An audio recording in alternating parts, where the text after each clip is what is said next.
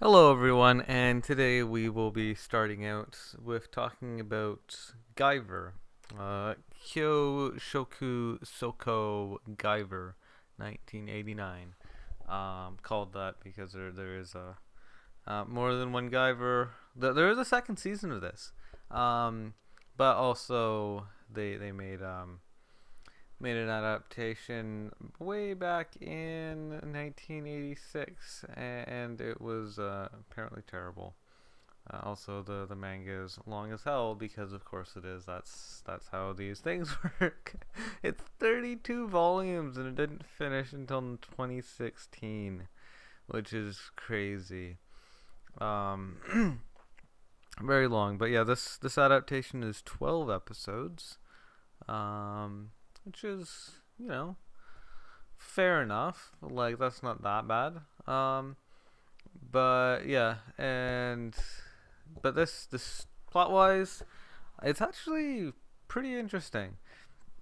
So the whole idea is like we have like the concept of mechs, right?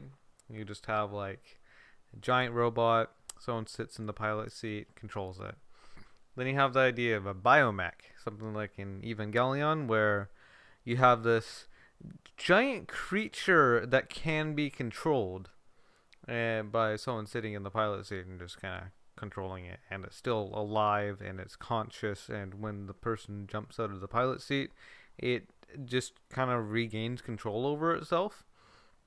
Um, and then on the other side, we have um, the power suits, say in like Iron Man um and also in like Data Live and Infinite Stratus. So anyway, the you have like in this anime it's a combination of the two where there's only a handful of these, but they are biomech super suits that you can just they're alive, they're conscious, but you can just hop into one and control it, and it's extremely powerful. However, because they're still alive, they also have a whole bunch of problems associated with them. They're really hard to control, and they say that there's really only a couple people in the world who even know how to control them. Um, and so it ends up being like the owners of these suits are just super overpowered. Like no one can really touch them. Even vehicles kind of have a hard time dealing with them, like tanks and stuff. But yeah, so they get into the hands of opponents of each other, meaning that they we have like battles between people who both are in Guyvers, and that's kind of the story here. And I think it was well done. I liked it.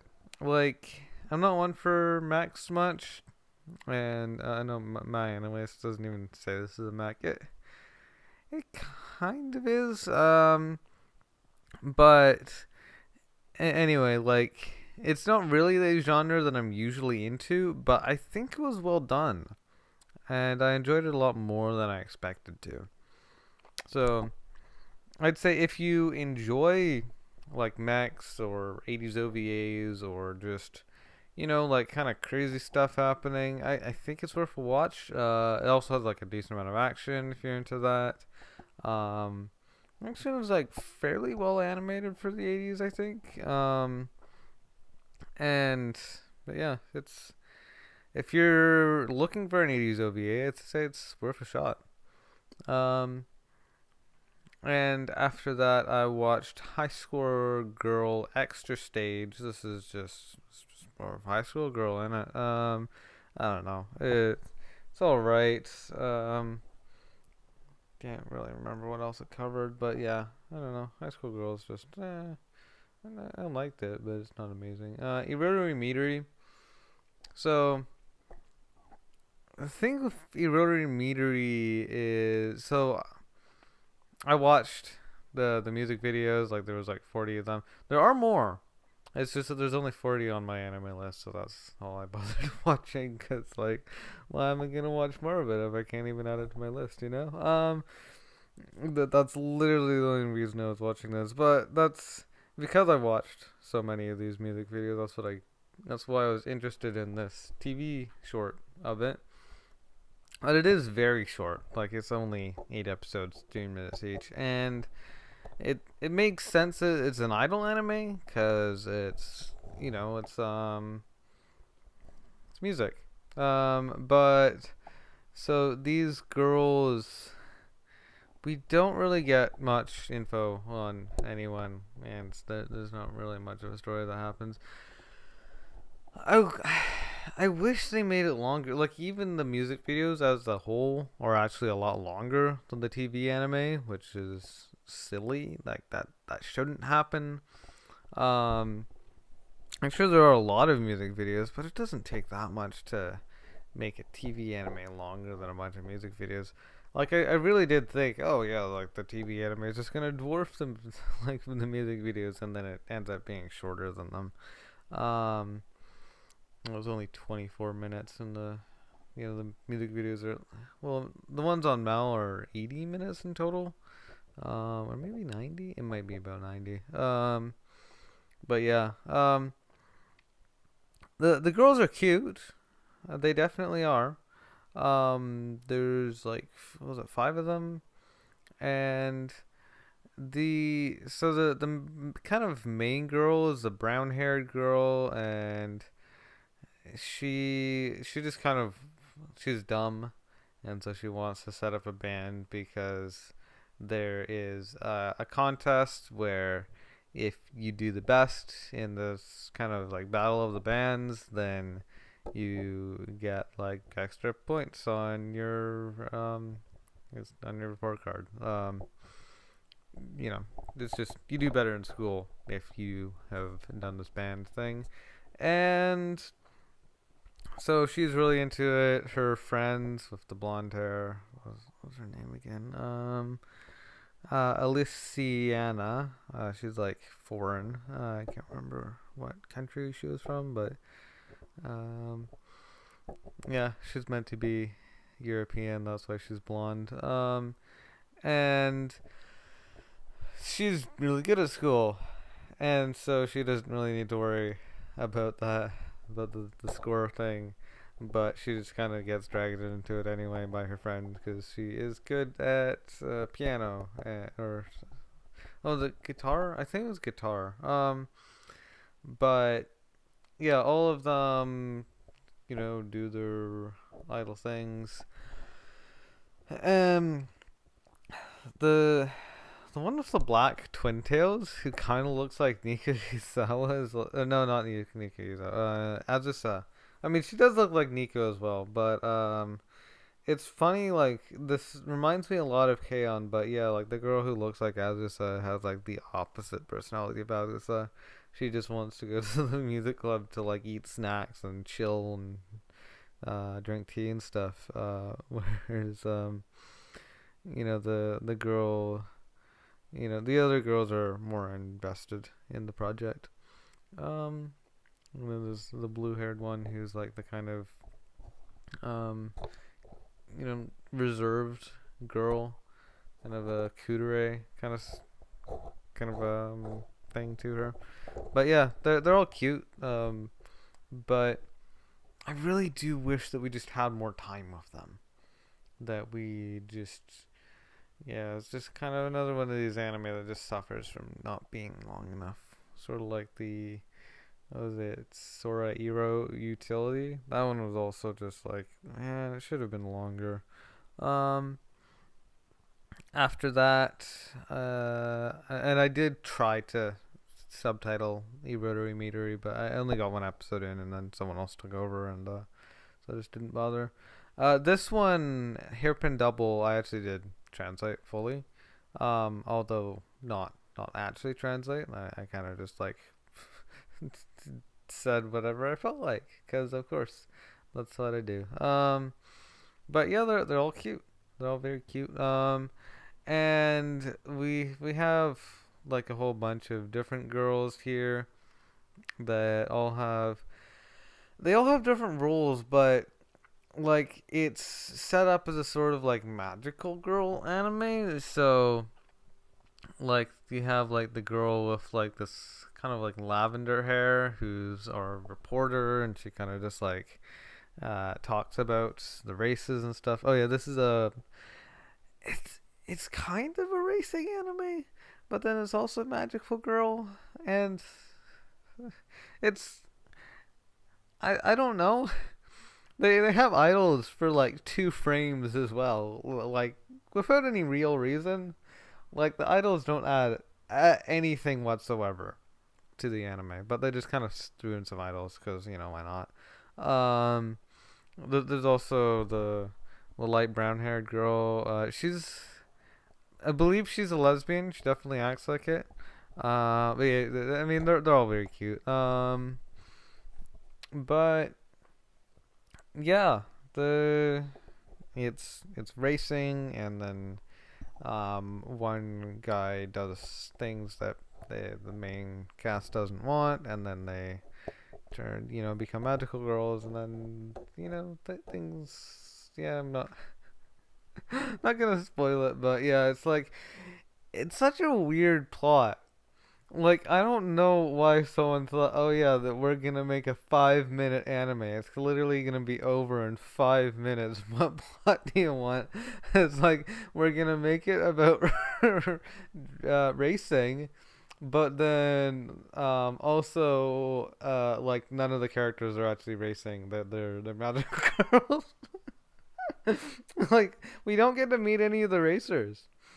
We just see like this team of magical girls. That's our cast. Like, why is it about racing? But it is about racing. Like they talk about the race. That's where the setting of the anime is, and whole plot is about racing just as a concept. Even though, the actual outcome of the races doesn't matter to the plot. Um, but regardless of all that, it's fun. I enjoyed it. I would recommend it. I would. Obviously, you'd have to put up with my subtitles if you want to watch it, or watch it raw. That's fine too. Maybe someday someone will translate it properly. I don't know. I enjoyed my version of it. Maybe you will too. um, but after that, I watched Senko.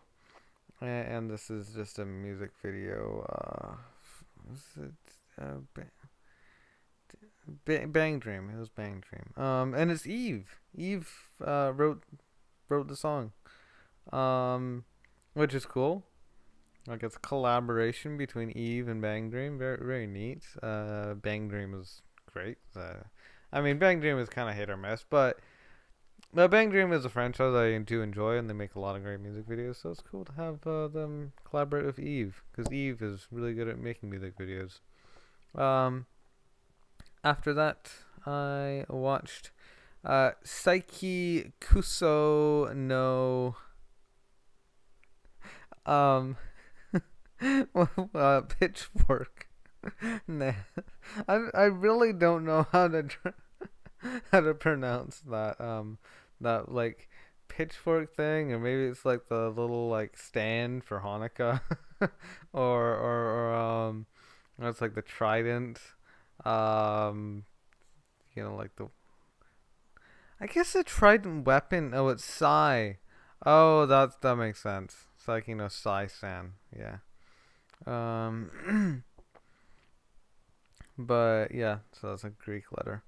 Um, but yes, this is it's basically it's someone who's like totally overpowered, like that's who Saiki is, um and all of the comedy just revolves around him being overpowered as hell. It's sort of like if One Punch Man was a slice of life, but instead of so they have very different goals.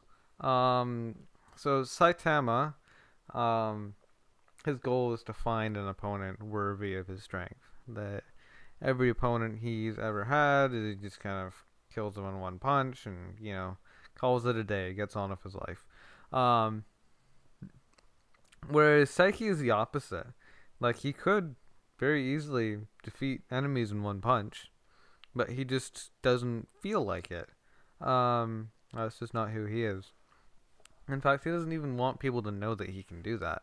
Um, and so he does things to intentionally distort people's perception of him and just avoid letting people know that he's overpowered, and does things to intentionally become average even though he could do a lot better more very easily. um and so all of the humor comes from that. Also, he never speaks.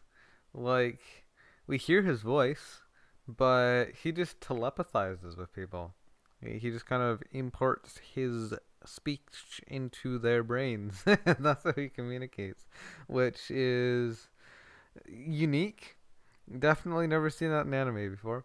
Um, and so yeah, there's like a whole bunch of various characters. Like, you have Nendo, who's just a goof. He's just silly. Um, and he's so dumb that Saiki can't even read his mind like he can with everyone else, which makes him scary to Saiki. Um, Also has a blue-haired girl, Kokomi, who is known as being like the.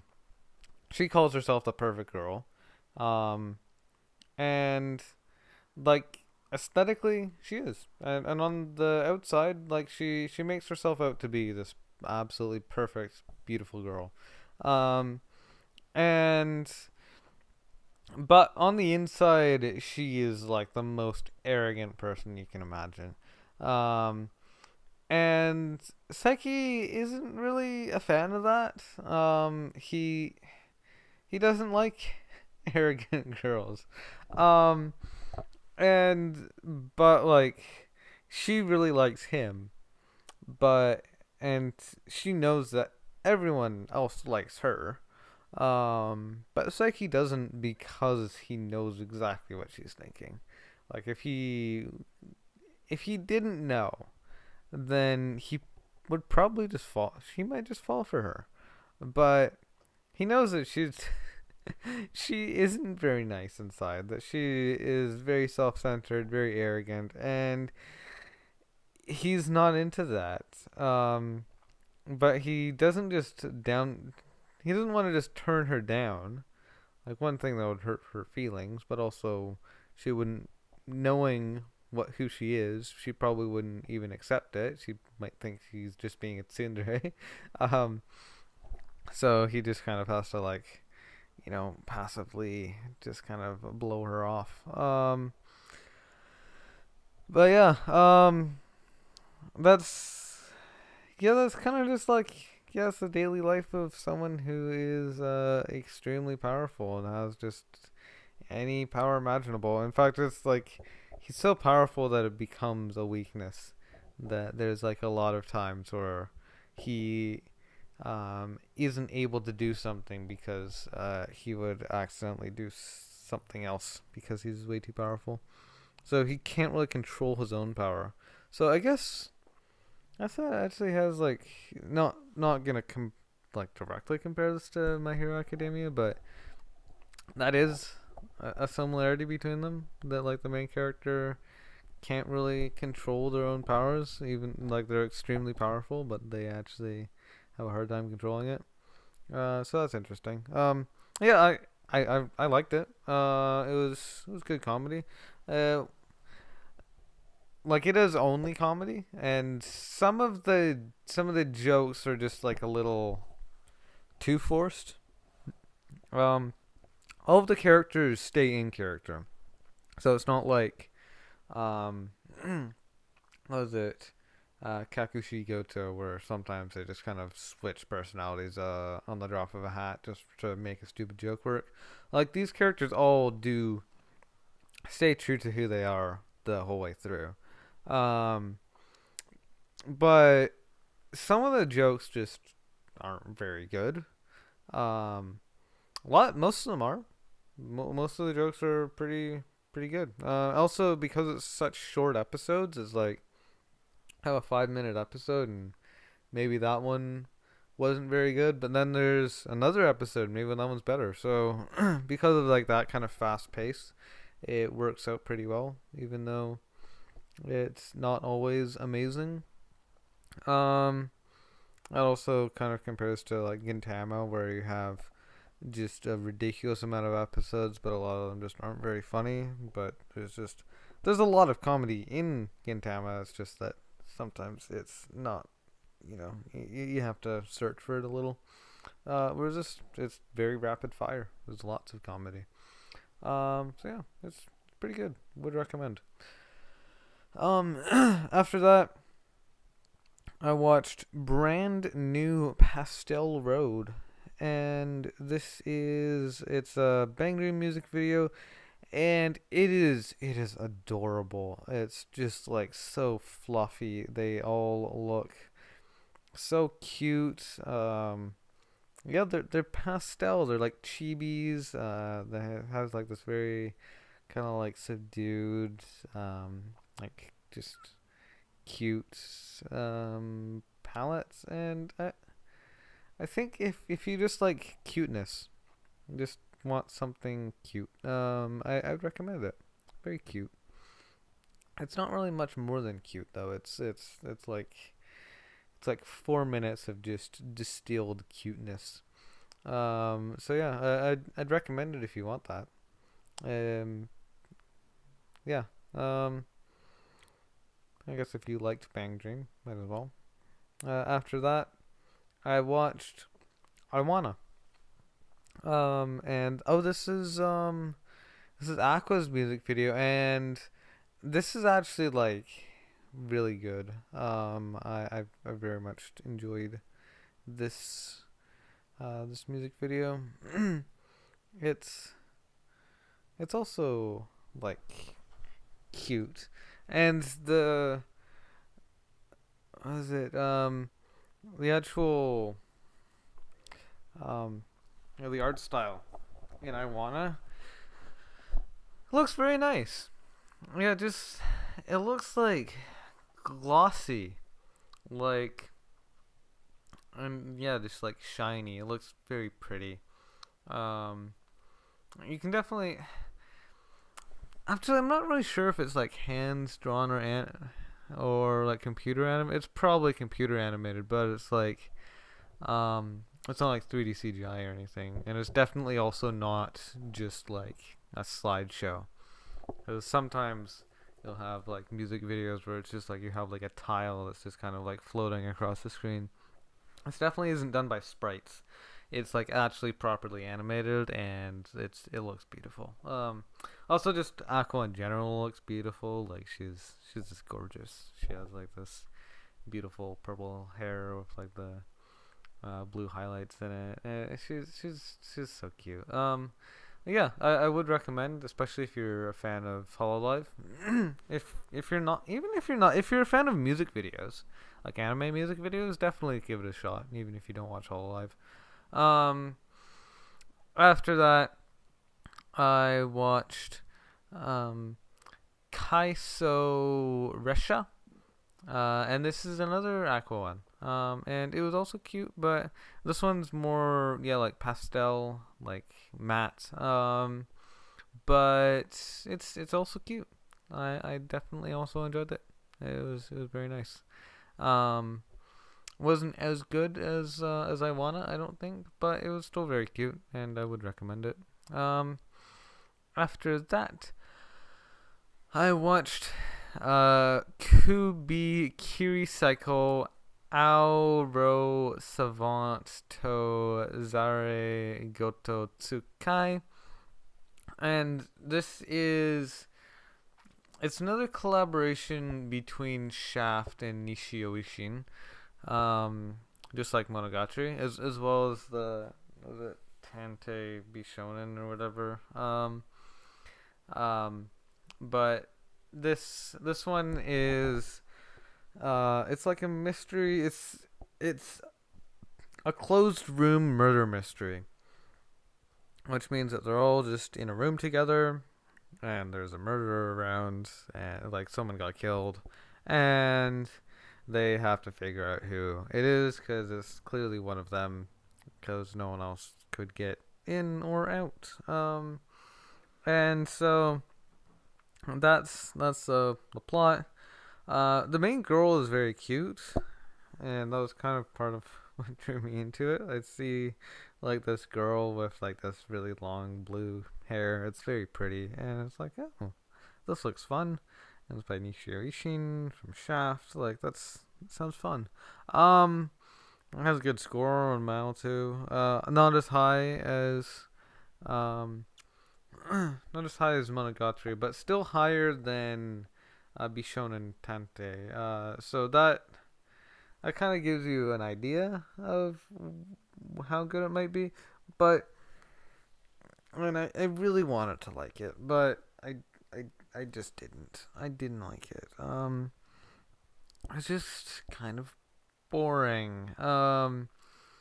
So because it's like a closed room and it's just like a single house that the entire anime takes place in, and they're just kind of talking to each other and trying to figure out what happened. It's just not very fun to watch. Like it's not. There's not much going on. In fact, it kind of doesn't really work as an anime in a way. Like because of just what the plot is about, it means that like it being animated isn't all that valuable. Like there's not much they can do with that. It kind of works better as like a light novel or manga even. But yeah, I also just don't really like murder mysteries. I've never been into like the whole like true crime stuff either. Like it's just not very fun for me. Um, I mean, if you're into that, maybe it's good. People do seem to like it. I have heard some people say like, "Oh, well, this is Nishio Ishin's like kind of earlier worse work. Like, don't even bother with it." But like, I don't know. Maybe it has some parallels to Monogatari. Like, I don't know. But I just didn't enjoy it. I know I'm not really able to articulate exactly why I didn't enjoy it, but I just know that I watched it and it's like it's just boring. It's like there's just not much going on. It's all taking place in the same room, and it's just not something I'm interested in.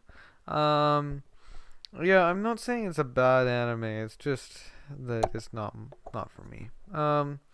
Anyway, hope you enjoyed. Hope to see you again next time, and goodbye.